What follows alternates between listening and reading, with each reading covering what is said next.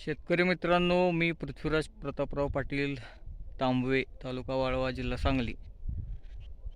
आज जवळपास 55 दिवसाच्या पुढं आपल्या या कलिंगडाच्या प्लॉटला झालेले आहेत आणि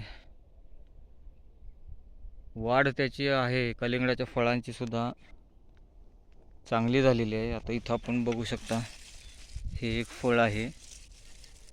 अशा प्रकारे अनेक फळं तुम्हाला दिसतील. इथं पण आहे,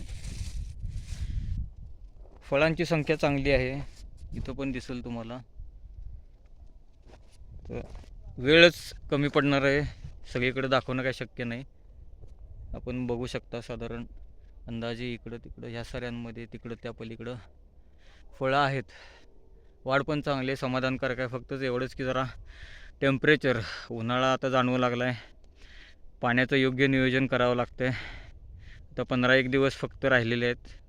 साधारण 15 दिवसात आपला हा प्लॉट हार्वेस्टिंगला येईल.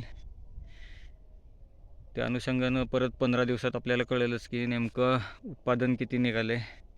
सध्या तरी रोगराई पण काही दिसत नाही आहे. फक्त म्हणतो तसं की टेम्परेचर ह्याला जरासं, टेम्परेचरमुळे थोडंसं कुठंतरी न कळत पिवळेपणा कुठंतरी दिसतोय, न कळत, अगदी नगण्य.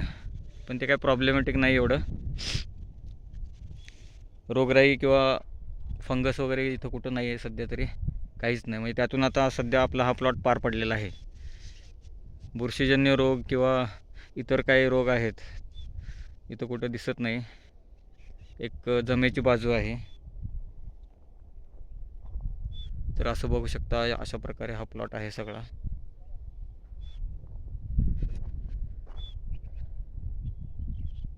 धन्यवाद.